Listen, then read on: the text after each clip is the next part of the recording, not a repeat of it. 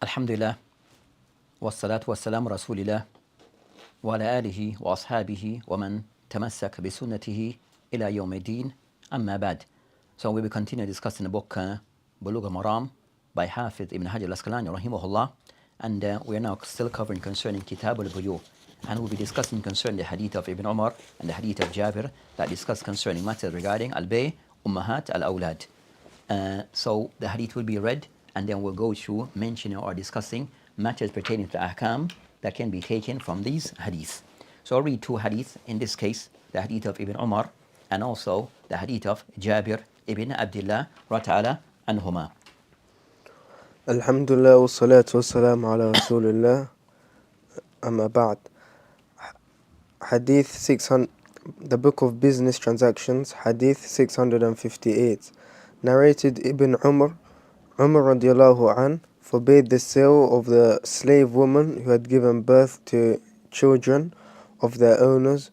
He said, "She is not to be sold, bestowed as a gift or inherited. He, the owner, enjoys her as long as he lives, and when he dies, she becomes free." Reported by Malik and Al-Bayhaqi.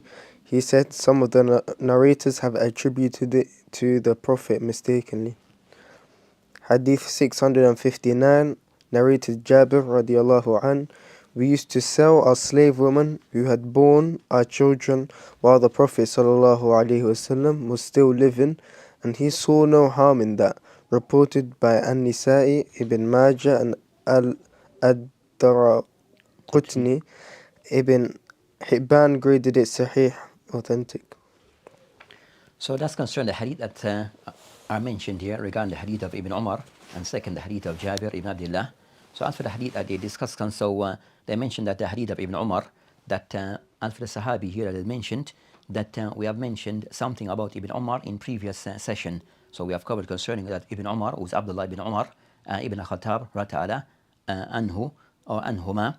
Then they mentioned that قال, that Naha Omar, that Omar had forbade bay ummahat al-awlad, those women who have given birth to the children of their masters. فقال لا تباع, that these ladies are not to, that they are not to be sold. ولا توهب, that they are not also to be gifted. ولا تورث, they are not to inherit, to be inherited. ويستمتع بها ما badalahu, and that the master that he can stay, that he can benefit from her. Then I mentioned فإذا مات فهي حرة, but when he dies, then she becomes a free lady. She becomes a free lady. رواه مالك, the hadith is narrated by Malik. بيهقي وقال بيهقي, يعني قال بيهقي رفعه بعض رواة وهم فوهم, that he mentioned that some of the ones who have narrated hadith are going back to the Prophet ﷺ, meaning Rafa, going back to the Prophet ﷺ, then they have erred in this. So that's concerning what is mentioned there. So first we discuss concerning the takhrij of this hadith of Ibn Umar that is mentioned here. That first that they mentioned by Sheikh Halak when he mentioned this hadith in his checking of the book Bulugh Maram, that he stated regarding concerning that with this hadith that he mentioned that this hadith, he mentioned akhrajahu Malik in his book Al-Muwatta, Bayhaqi fi Sunan al-Kubra. So Bayhaqi rahimahullah have several books in hadith. Of those that he mentioned here, Bayhaqi fi Sunan al-Kubra. And when the word Bayhaqi is mentioned, that in most cases, that what is intended as al-Kubra if it is not stipulated as to which of his books. So Bayhaqi in a Sunan al-Kubra or Sunan al-Kabir.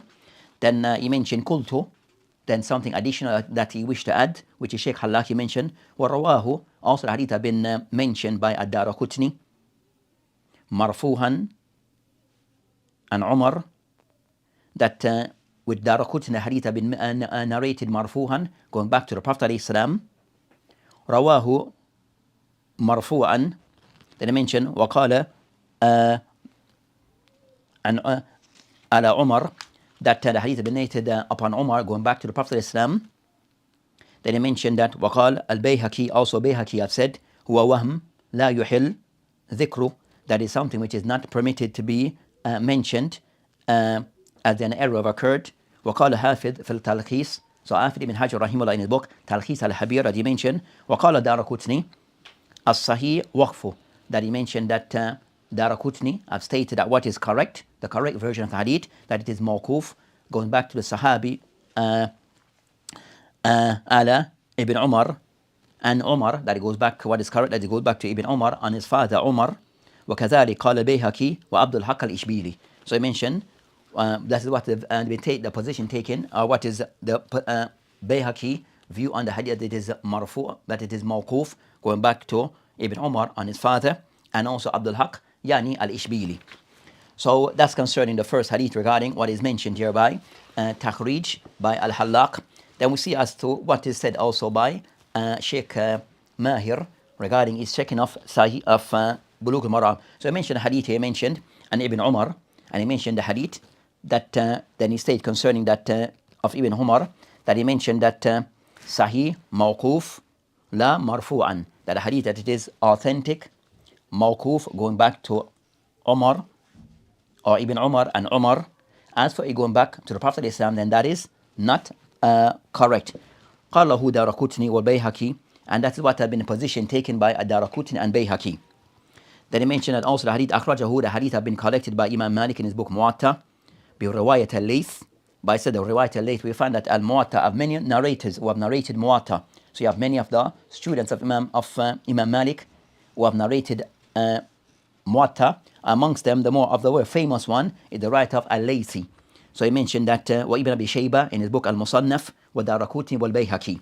So that's of the hadith that have been mentioned as being the first hadith. As for the second hadith that is mentioned, with the hadith of the first hadith of Ibn Umar, that it is a correct narration going back to Umar ibn al-Khattab, where he forbade this act.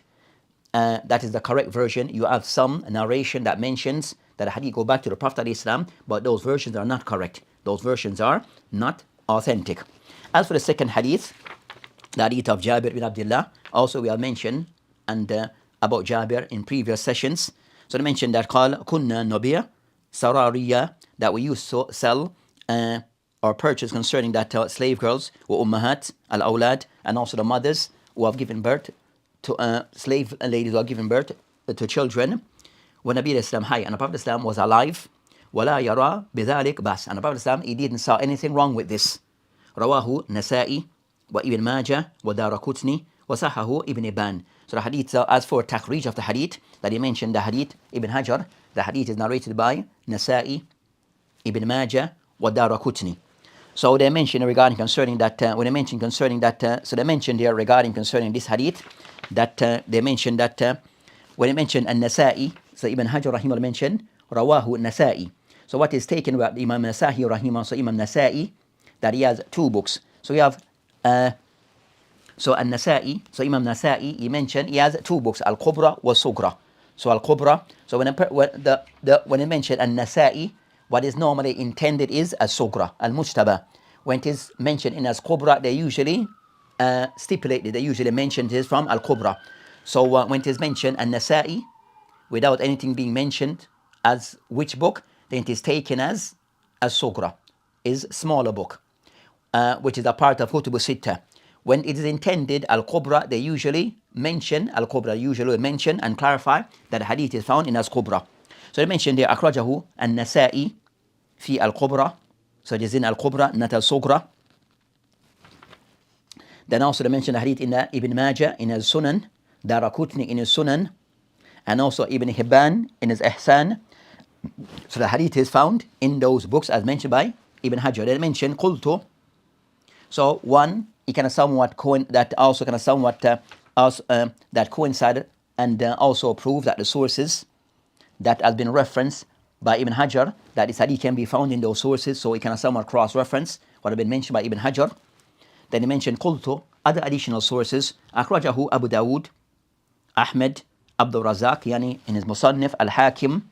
Then he mentioned, وقال يعني حاكم هذا حديث صحيح على شرط مسلم ولم يخرجاه وله شاهد صحيح. So Al-Hakim mentioned a hadith that it is authentic in line with the condition of Imam Muslim. But Bukhari and Muslim did not narrate this hadith, did not mention this hadith in their collection. Then I mentioned وافقه الذهبي, and that Imam al-Dhahbi rahimahullah also agree. وقال Ibn Hazm أما حديث جابر فلا حج فيه وإن كان غاية في صحة السند. So Ibn Hajar rahimahullah kind of somewhat indicate the hadith that is isnad is authentic. We mention وإن كان غاية في صحة الإسناد. So we mentioned or sanad that isnad is also valid until the end of the hadith. And we mentioned also the hadith collected by Al-Bayhaqi wa Shafi'i. So the hadith can be found in those places. So the hadith that's concerning takhrij of the hadith that is mentioned here. So regarding concerning that the hadith that of the first hadith that is mentioned, that as mentioned, Ibn Umar hadith upon Umar is valid, is authentic. As for the hadith of Jabir, then that of the ulama that men who have authenticated hadith. So you found the ulama who have authenticated this particular hadith. Of them Al-Hakim, of them Al-Dhahabi, this is Sakata Anhu, and also Shaykh Albani of contemporary who have authenticated hadith of Jabir. So of those who have authenticated hadith of Jabir. And in some narration of the hadith of Jabir they mention بأنا أمهات الأولاد على أحد رسول الله صلى الله عليه وسلم وأبي بكر ولما كان عمر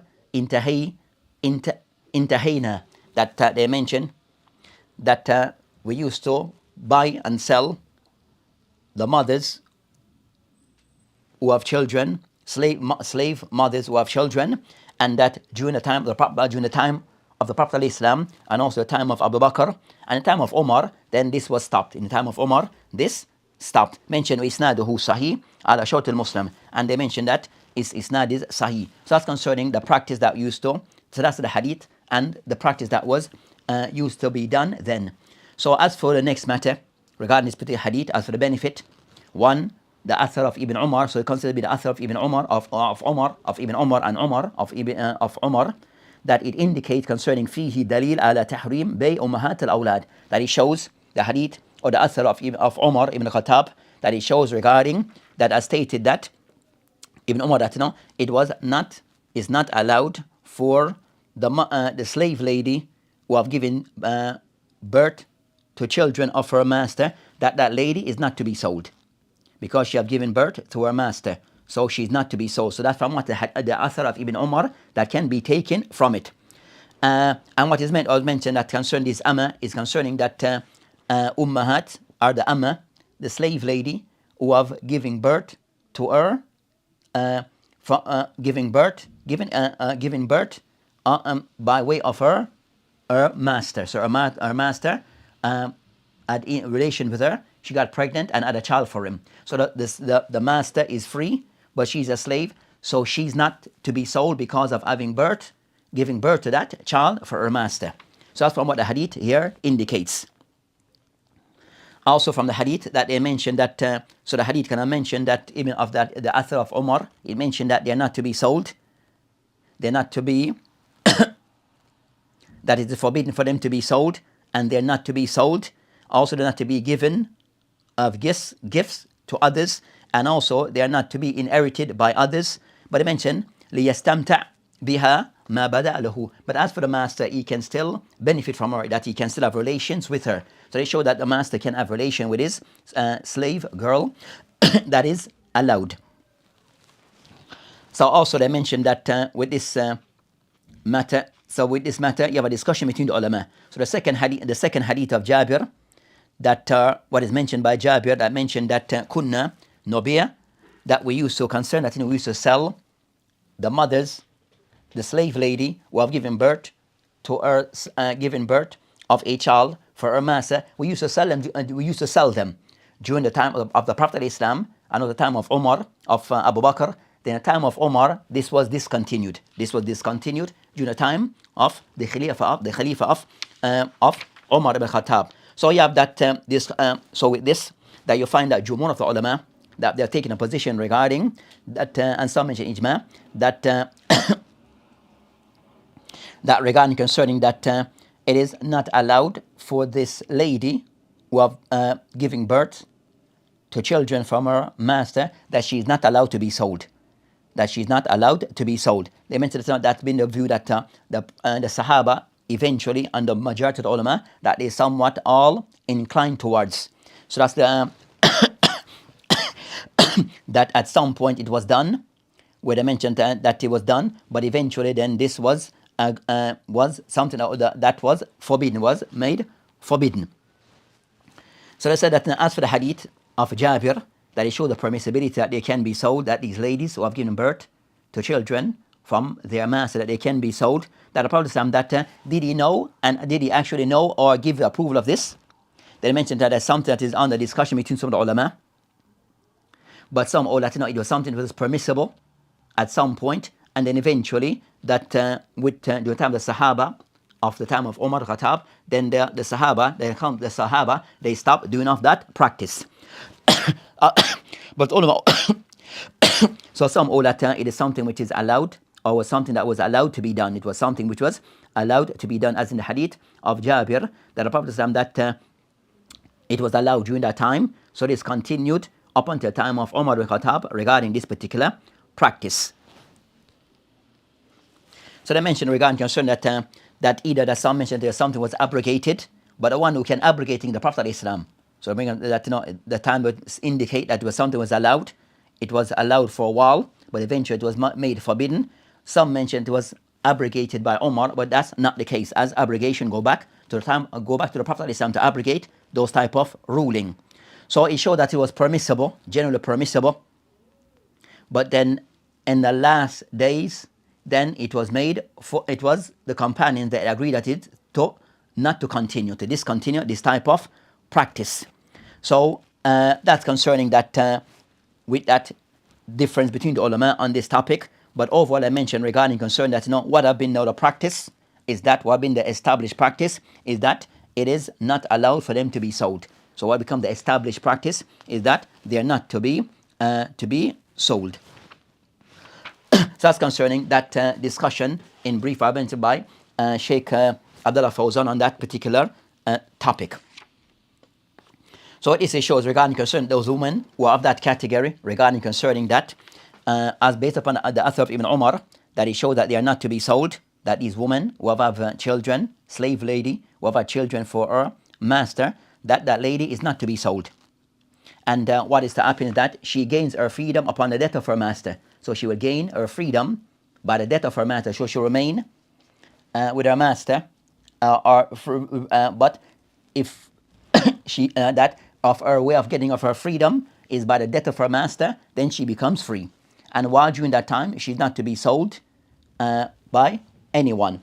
So they mentioned that something that became the eventual practice and the established practice during the time of Omar ibn Khattab.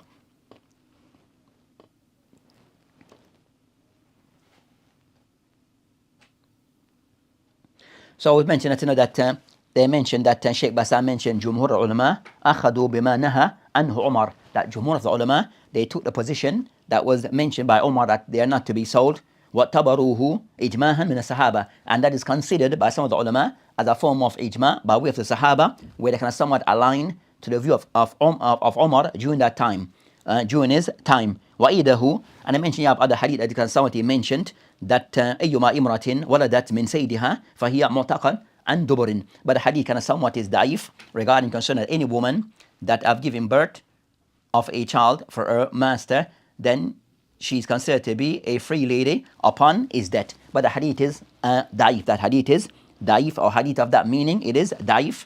As that hadith in the Ahmed wa Ibn Majah, but the hadith is da'if.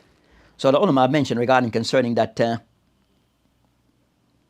with the hadith of that's concerning that discussion. So the ulama have all regarding concern that if she gives birth, the slave lady give birth to a child from her master, whether